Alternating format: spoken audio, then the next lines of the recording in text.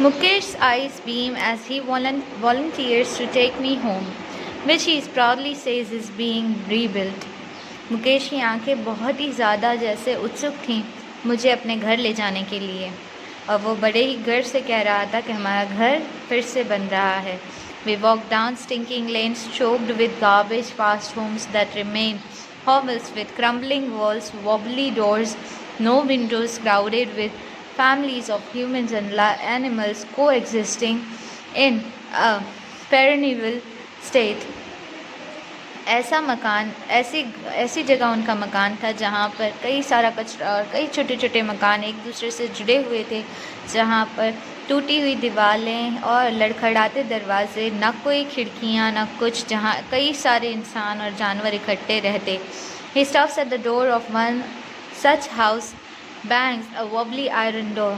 वो एक घर के पास जाकर रुका जहाँ पर एक लोहे का दरवाज़ा था जो कि हिल रहा था with his foot, और उसने अपने पैर से उसे खटखटाया. And pushes it open, और पैर से धकेलते हुए उसे खोलने की कोशिश की.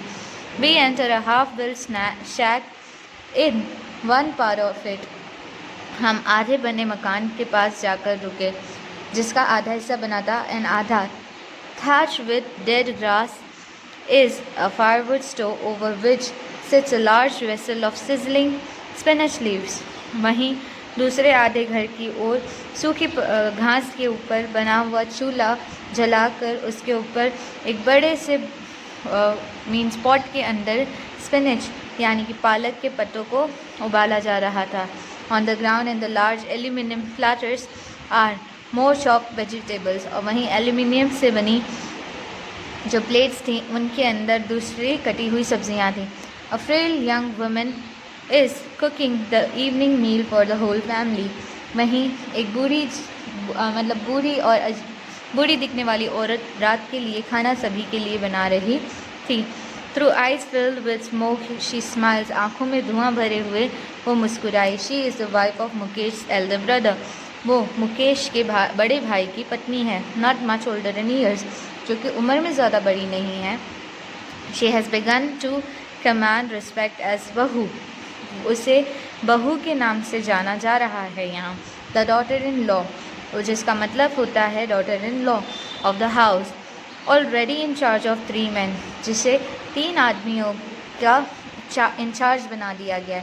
Her husband Mukesh and the father. उसके पति मुकेश और उसके पिता की जिम्मेदारी उस पर है. When the older man enters, she gently withdraws behind the broken wall and bring her veil closer to her face. जैसे ही उसके पिता आते हैं वैसे ही वो एक दीवार के पीछे छुप जाती है और अपनी वेल यानी अपनी चुन्नी से अपना मुंह छुपा लेती है. एज ए कस्टम डिमांड्स, क्योंकि ये एक रिवाज है. Daughter in law must veil their faces before male elders. उन्हें बड़े आदमियों के सामने घूंघट डाल के अपना मुंह छुपाना पड़ता है क्योंकि ये एक रिवाज है और ये उनको रिस्पेक्ट करने का एक तरीका है.